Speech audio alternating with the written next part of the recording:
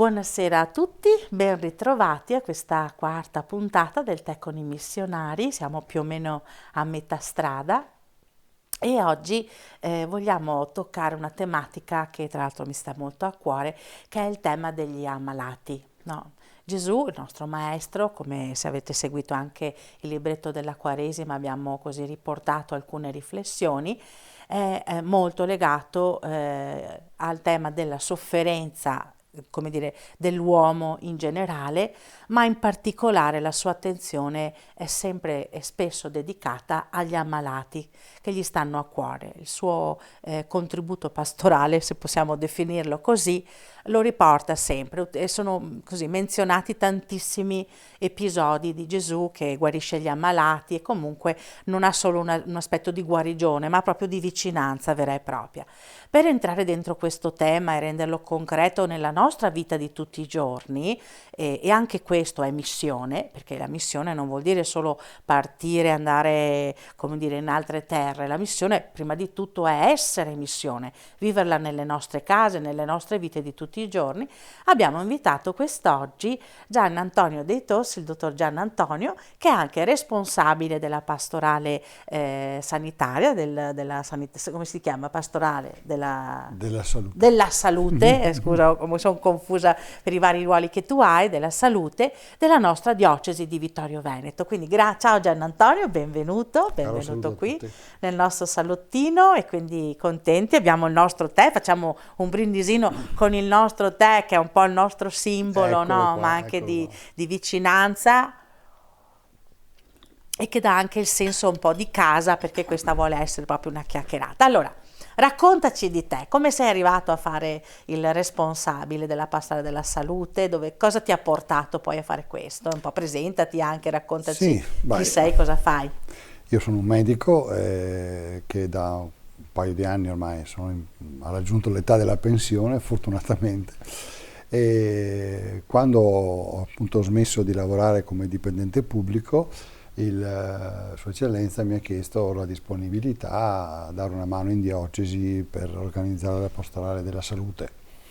E anche in riferimento probabilmente all'esperienza che ho avuto, l'esperienza professionale che ho avuto in tutti questi anni, insomma, no? Più di 40 anni o oltre di vita in ospedale, nel territorio, sia nell'attività clinico-assistenziale, sia poi nella gestione, organizzazione e management delle strutture sanitarie.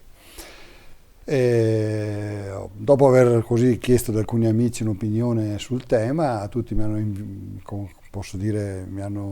invitato, incoraggiato a intraprendere questo tipo di impegno e così insomma ormai da quasi 3 anni siamo inseriti in questo mondo che è un mondo sì, diocesano, ma anche regionale, ma anche nazionale. Ma anche nazionale, certo. Quindi. Tra l'altro abbiamo partecipato poco tempo fa al convegno che c'è stato qui a Vittorio Veneto, che ho partecipato, mi è piaciuto anche molto per le riflessioni che sono state fatte, anzi qualche accenno magari oggi lo possiamo anche fare alle cose che sono state menzionate.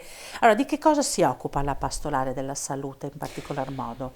Tradizionalmente la pastorale della salute è stata sempre concentrata sull'attività dell'ospedale, con i famosi cappellani ospedalieri, no? Che si occupavano soprattutto dell'aspetto sacramentario, ma non solo, ecco. Si chiamava invece una volta pastorale sanitaria o cappellania degli ospedali. Oggi con un termine un po' più ampio e più complesso si parla di pastorale per la salute, quindi per una realtà a 360 gradi attorno alla persona, in qualche modo, no?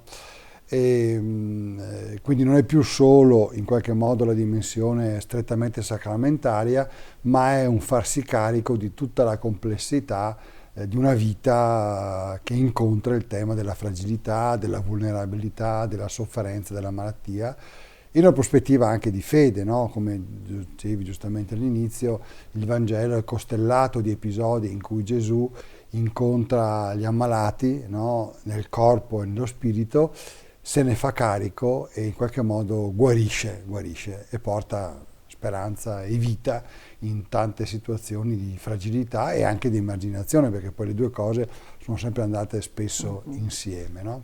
Quindi l'apostolato della salute in fondo vuole innestarle nella vita della comunità questa attenzione verso le situazioni di vulnerabilità e di fragilità, che sono tante nella nostra diocesi, no? Appunto, quali sono quelle che tu, lavorando in questo settore e anche nel settore tuo, quali sono le caratteristiche, o meglio gli aspetti più, come dire, più rilevanti in questo momento?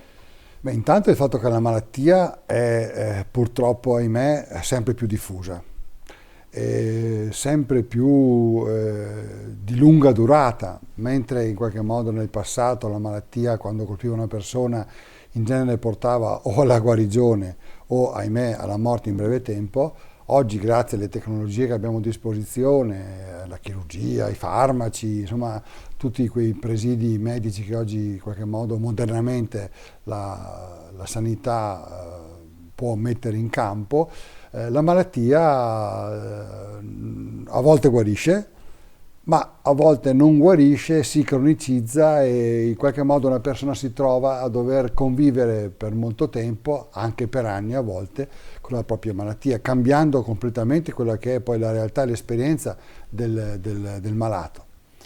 È una condizione antropologica nuova, che attraversa tutta la società, tutte le età, ma soprattutto l'età anziana, no? Perché aumentando l'aspettativa di vita, che è cresciuta moltissimo in questi ultimi anni, soprattutto dal dopoguerra in avanti, chiaramente la malattia si è diffusa più ampiamente nel mondo dell'anziano e spesso la malattia si associa alla solitudine, no? Magari all'abbandono.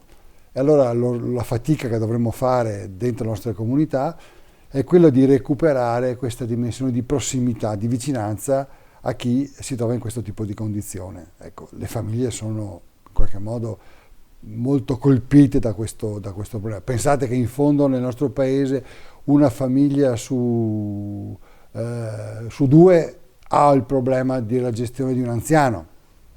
Quando poi l'anziano è malato oppure presenta patologie gravi come l'Alzheimer, le demenze senili, la vita della famiglia diventa veramente devastata da questo tipo di necessità.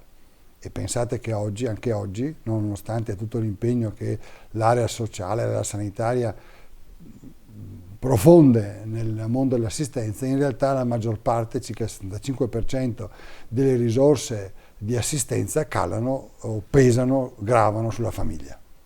Famiglia che è sempre più in difficoltà però, no? Perché da molti punti di vista la stessa struttura familiare oggi vive una grande crisi di identità, una grande crisi di numerosità, sempre più le famiglie sono povere, no? di membri all'interno della stessa famiglia. Pensate che oltre il 70% delle famiglie è fatta da 3 componenti oggi, no?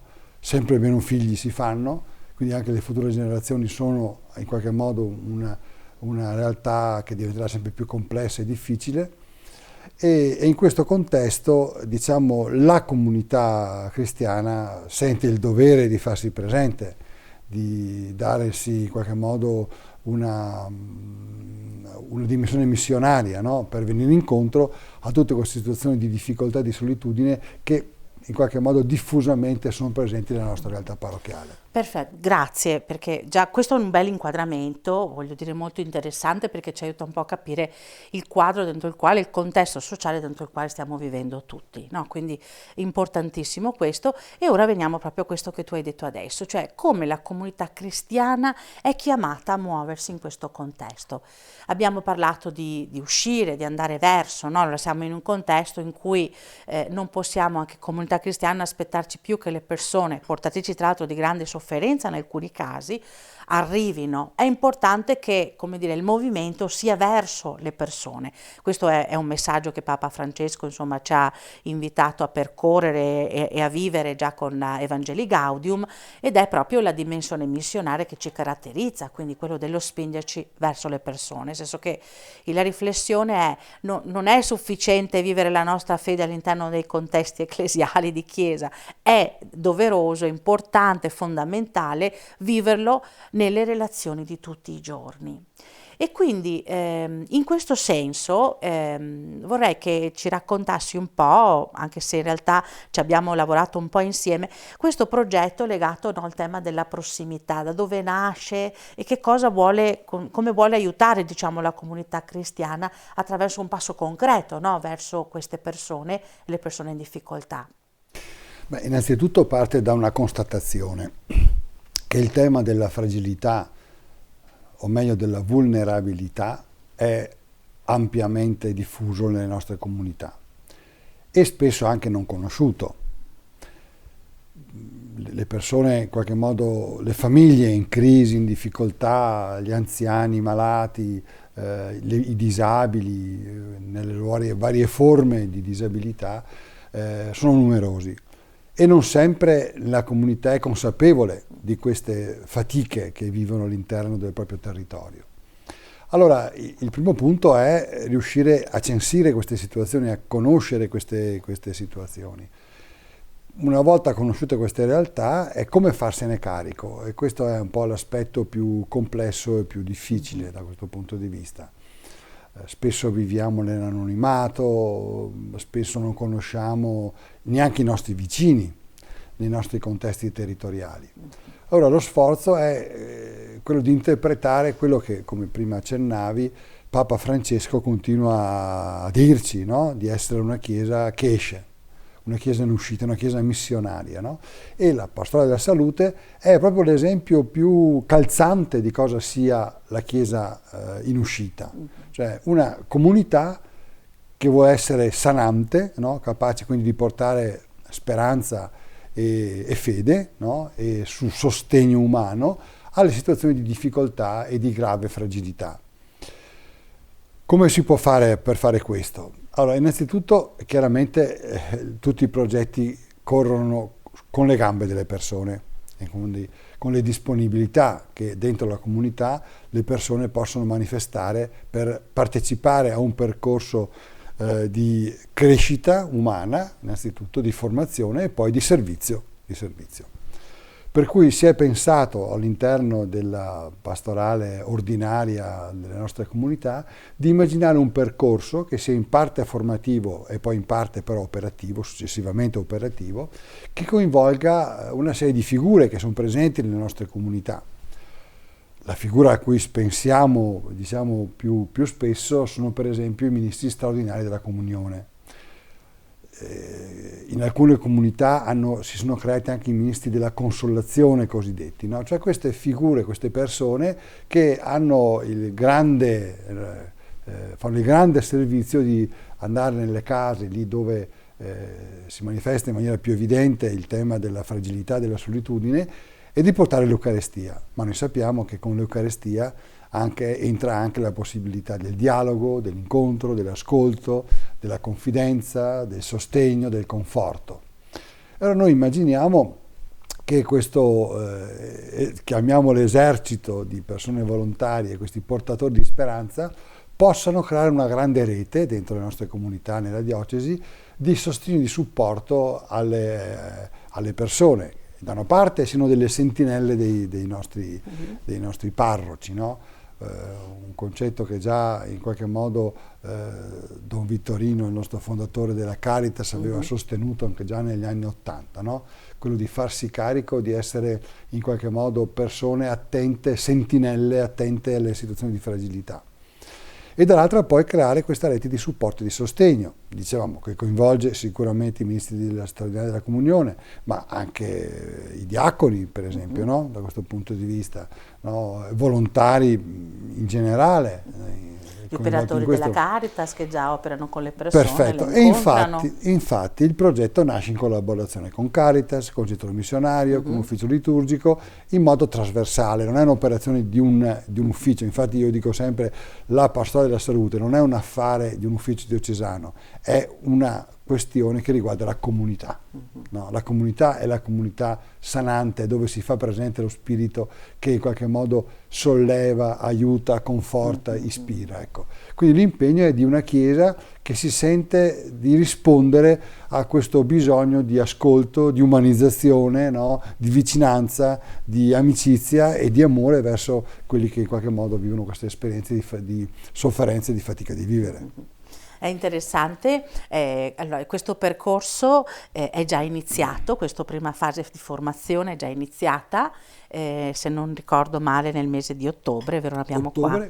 A ottobre c'è stata la prima parte che hai condotto tu, se sì. non, sì, lo sappiamo perché abbiamo costruito insieme e abbiamo toccato più le tematiche legate proprio alla fragilità, no? Che come si colloca anche con dati concreti. Quali no? situazioni di fragilità ci sono oggi nel nostro mondo? Ok, Ecco. perché è importante capire qual è il fenomeno, perché dentro questo fenomeno poi si possono avviare processi di aiuto di vario tipo. C'è stato però anche un secondo momento, una seconda tappa più legata al tema della spiritualità, Esatto, che esatto. ha sviluppato quali tematiche? Beh, sostanzialmente una lettura dei Vangeli e la guarigione, cioè quella prospettiva evangelica che è molto frequente nel Vangelo. La maggior parte dei miracoli di Gesù sono miracoli che avvengono nel contesto della guarigione, no? Dell'infermità. No? Gesù era molto attento a queste situazioni, anche ai lutti delle persone, della famiglia per esempio, no? Questa vicinanza al dolore degli uomini. E lì ci sono state 3 serate dedicate proprio ad una riflessione su come Gesù si pone nei confronti dei malati, delle situazioni, la sua esperienza di guaritore, di medico in qualche modo, del corpo e dell'anima. Sì, perché l'approccio, cioè, pedagogicamente ha un approccio interessante Gesù nell'avvicinarsi alla sofferenza, alla malattia. Intanto entra sempre in punta di piedi in qualche modo e dopodiché c'è sempre un impatto anche emotivo nel suo cuore. Spesso no, si dice si è commosso, quindi c'è un movimento, c'è l'ascolto e c'è l'azione concreta. No? Quindi in genere no, il processo ecco, tocca tutti questi passi che vanno imparati. Noi ci siamo un po' anche dimenticati qual è questo percorso nelle nostre vite, il percorso di cura, di ascolto, di attenzione. Se viviamo in un contesto diciamo socioculturale che ci porta a essere più attenti a noi stessi, ai nostri bisogni e stiamo un po' perdendo il senso della cura, no, dell'altro. Però dopo questa fase importante, no, di spiritualità, perché tra l'altro io ho partecipato a un incontro con un giovane che ha fatto uno studio proprio sul collegamento tra spiritualità e malattia, tra fede e malattia, e ci sono degli studi proprio approfonditi che segnalano quanto no, il tema della spiritualità emerga soprattutto nel fine vita, per esempio, no? Il desiderio, il bisogno di riconciliarsi, di trovare un senso, di collocarsi dopo la morte, quindi questi pensieri ai quali nessuno molte volte porta attenzione perché molto spesso rimangono nel vuoto e invece hanno bisogno e si possono affrontare, anzi è importante affrontare tutta la questione della dimensione della morte, della vicinanza, no, in questi contesti. E dopo questa fase qui ci sarà un'altra fase, no? Gestita, sì, questa volta più specificamente da Caritas, sì. che sarà una raccolta di testimonianze, di esperienze, di vicinanza, di presenza alle condizioni di malattia e di fragilità. E poi il quarto passaggio sarà invece più tipo metodologico, no? Non è facile avvicinare chi è in difficoltà, chi è solo, chi vive situazioni di sofferenza, di emarginazione, no? Bisogna avere un linguaggio, un modo di porsi, un atteggiamento anche psicologico di un certo tipo, e allora sarà una parte più formativa su questo fronte qua, no? Sul come usare le parole, su come in qualche modo dimostrare concretamente la capacità di essere accoglienti, di essere in ascolto attivo, no? In modo tale che si possa facilitare la comunicazione con queste situazioni, no? Esattamente, quindi bene, le prime 2 fasi sono già state vissute, però penso che il materiale potrà essere messo a disposizione, certo. E le prossime, mi pare che il prossimo pacchetto sarà nel mese di aprile qui, Sì, se non sbaglio, e l'ultimo nel mese di giugno, e quindi ci sono ancora questi appuntamenti che sono replicati in tre zone sedi, diverse, in tre tre sedi. sedi. Abbiamo il seminario Piavon Sì, e in la Pallavezzo terza e è Conegliano, Conegliano. Lourdes. Quindi se volete partecipare nel sito diocesano trovate anche tutte le indicazioni con orari e potete scegliere il luogo che insomma, è bene partecipare.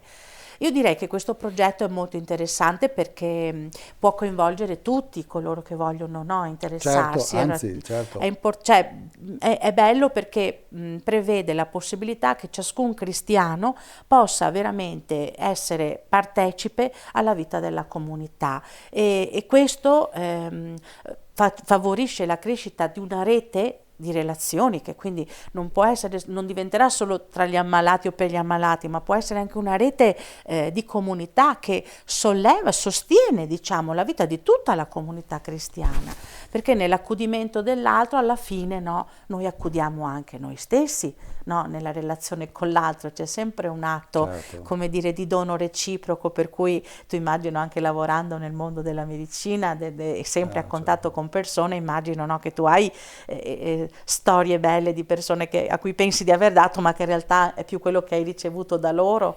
Ti viene in mente qualche storia particolare nella tua vita? Sempre quando si costruiscono relazioni umane, soprattutto poi dentro il tema della sofferenza, no? Alla fine c'è sempre uno scambio reciproco, no? Tu dai delle cose come persona di riferimento, no? Dentro questa storia e porti a casa un mondo di umanità, un mondo come posso dire, solidarietà, di emozioni, no? Di amicizia anche. Molte volte, no? Dentro queste relazioni terapeutiche nascono delle vere e proprie... Amicizie. Sì, sì, sì, veramente, no? È un mondo ricco, no? Mhm. Il tema della fragilità ti costringe a confrontarti con il limite umano, no? E quando tocchi il limite umano senti anche il bisogno di una vita interiore, ti rendi conto che la vita non può essere fatta solo di elementi materiali, no? Di elementi biologici in qualche Mhm. modo, no? Che non c'è solo un corpo fisico, ma c'è un corpo interiore e la malattia spesso ti costringe a confrontarti con questa tua interiorità, soprattutto a cercare il senso di quello che ti sta accadendo. Purtroppo la malattia diventa tragica, diventa terribile quando non se ne coglie un senso, no? Quando diventa qualcosa di insignificante per la tua vita, no? E anche il dolore in questo contesto diventa intollerabile e insopportabile.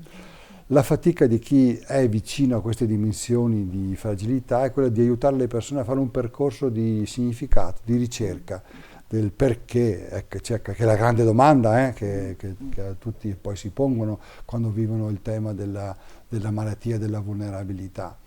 E spesso non è facile trovare una risposta, ecco. Però ecco, mettersi in cammino, mettersi accanto, stare vicino a queste situazioni, no? Nella logica che noi diciamo sempre del samaritano, le famose parole, i verbi del samaritano, no? Quello intanto di saper vedere le situazioni di difficoltà, poi di sapersi fermare accanto a queste situazioni e poi farsi carico di queste situazioni, no? Accettare su di sé la fatica che gli altri fanno, togliendo peso al peso già grande che la malattia reca con sé, no? È una grande esperienza umana, oltre che poi diventare poi anche una grande esperienza di fede. È un po' quello che per certi aspetti oggi anche tanti nostri sacerdoti fanno nelle esperienze in ospedale, no? Noi stiamo lavorando nella nostra diocesi per creare le cappellanie ospedaliere, che non è più soltanto il concetto del sacerdote che è presente, no? Che è presente in modo indispensabile, no? Anche perché possiamo pensare che i sacramenti, no? Il viatico, l'unzione degli infermi, la comunione, la confessione, no? Sono appannaggio ovviamente del sacerdote. Però noi vorremmo creare accanto a questa figura di sacerdote indispensabile dentro la realtà, per esempio dell'ospedale o delle case di riposo, comunque dei luoghi dove si curano le persone, no? Un'equipe vera e propria. No? A Vittorio Veneto, per esempio, abbiamo già da qualche mese in attività una piccola cappellania dove c'è un sacerdote dedicato, una suora, un diacono, poi dei volontari, no? Che in qualche modo sono ciclicamente presenti dentro la realtà ospedaliera, incontrando le persone, somministrando i sacramenti, celebrando la messa, tessendo relazioni umane che non riguardano soltanto i malati, ma anche per esempio il personale, che è una delle cose più complesse oggi, no? Curare i malati è faticoso. È un lavoro pesante, un lavoro soprattutto poi oggi, no, carico di tensione per le tante ore che il personale è costretto a fare, per le carenze di personale, no, i turni straordinari, no, tante volte saltano i riposi, no, e questo crea una sorta a volte di stanchezza, di burnout, si dice in termine tecnico, no, di sentirsi bruciati, no, per cui delle figure che aiutano anche gli infermieri, i medici, il personale OSS, no, a sentire il valore del lavoro che fanno, no? La grande importanza di essere dei professionisti accanto alla sofferenza è in qualche modo un elemento di estrema importanza che valorizza e dà senso ad una professione che purtroppo è sempre più faticosa e trova sempre meno persone disponibili a praticarla. Molto interessante questo della cura di tutto questo, perché è un sistema complesso che bisognerebbe di un sacco di tempo anche per capirlo, no? Per capire i bisogni di tutti. Io vorrei come ultima battuta pensare invece al mondo dei giovani, dentro questo contesto. Come possiamo coinvolgere i giovani? Ci sono spazi perché chiaramente no, è un mondo, è una società in cui l'età avanza, ma abbiamo anche la presenza di giovani che sono coloro che probabilmente in futuro dovranno farsi carico, dovranno fare i conti con questa parte di società. Noi col progetto La Carità va a scuola lavoriamo sul tema del volontariato con i giovani e loro sono molto sensibili.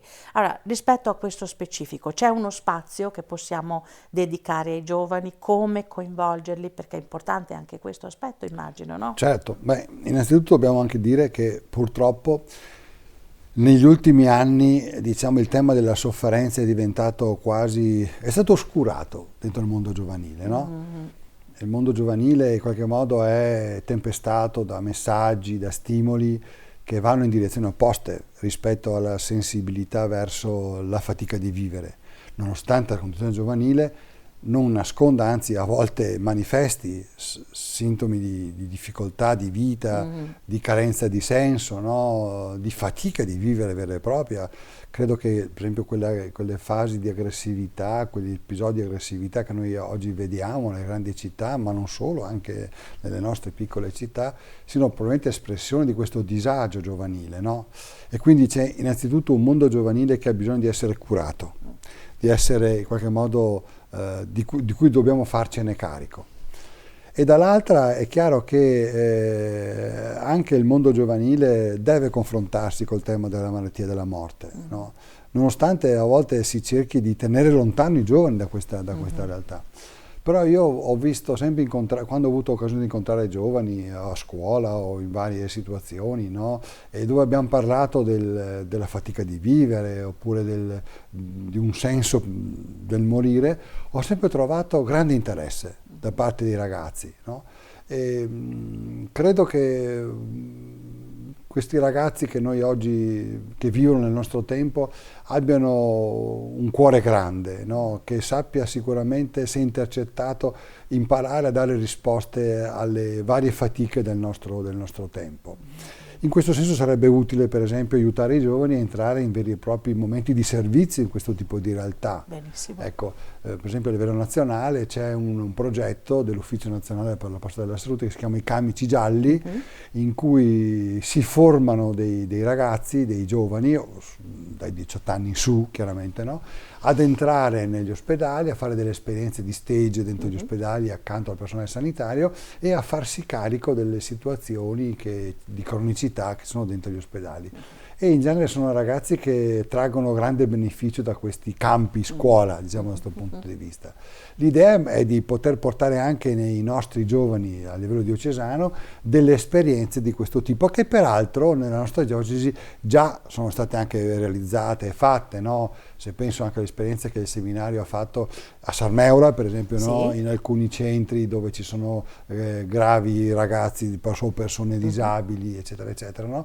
Ma io devo dire, io io stesso quando ero giovane ragazzo della mia parrocchia, no, assieme al nostro cappellano ci stimolava la domenica mattina dopo la messa ad andare in casa di riposo a trovare gli anziani e ci fermavamo lì quando loro pranzavano e gli aiutavamo a mangiare, eccetera. Ed è un'esperienza che in qualche modo può essere anche un po' faticosa per un ragazzo di 16 anni, 15-16 anni, che però io ricordo sempre con tanta intensità, insomma, e con tanto, come posso dire, con tanta partecipazione.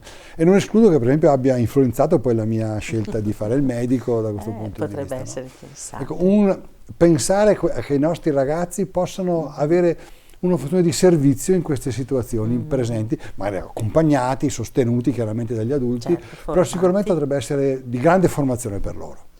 Condivido in pieno questo pensiero, soprattutto il fatto che i giovani d'oggi hanno veramente un grande cuore e tra l'altro no, la vicinanza con la fragilità ti aiuta ad accettare anche la tua fragilità e in qualche modo forse a riconoscerla nel momento in cui tu senti di voler essere la perfezione, che è quello che la nostra società chiede, no? Ci chiede di essere sempre no, capaci di rispondere perfettamente alle questioni, di essere sempre pensiamo alla scuola, certo. Benissimo la preparazione, ma in realtà noi restiamo uomini fragili, no? Per il senso della vita, proprio per il senso che abbiamo, non ci bastiamo da soli, abbiamo bisogno dell'altro per crescere sin da piccoli che anche da adulti, penserei, no? Mi sento di dire. Quindi se qualcuno ci sta seguendo, sappiate che potete contattarci o l'ufficio missionario, l'ufficio pastorale della salute per la salute, per poter attivarsi in questa dinamica. Tra l'altro so che molti giovani fanno già da anni volontariato alla nostra famiglia di Conegliano, che anche questa è un'esperienza interessante. Se l'ospedale diciamo di per sé è faticoso, ci sono dei cammini che si possono fare per poi arrivare lì, però potrebbe essere interessante tutta questo aspetto molto interessante. Intanto allora ti ringrazio Gian Antonio, abbiamo concluso la nostra chiacchierata, grazie che sei stato qui con noi e ci aggiorniamo prossimamente, tanto in questo cammino del progetto Prossimità siamo insieme come pastorali, perché anch'io ritengo che le pastorali, non solo quella per la salute, ma quasi tutte le pastorali sono fondamentalmente una risposta al contesto comunitario, per cui dobbiamo sempre più lavorare insieme. Bisogna un po' superare quest'ottica della frammentazione, bisogna andare un po' oltre e cominciare a mettere insieme le risorse come abbiamo iniziato a fare, speriamo di continuare. Grazie di cuore, buon servizio e alla prossima, ci vediamo la prossima settimana. Arrivederci a tutti. Arrivederci.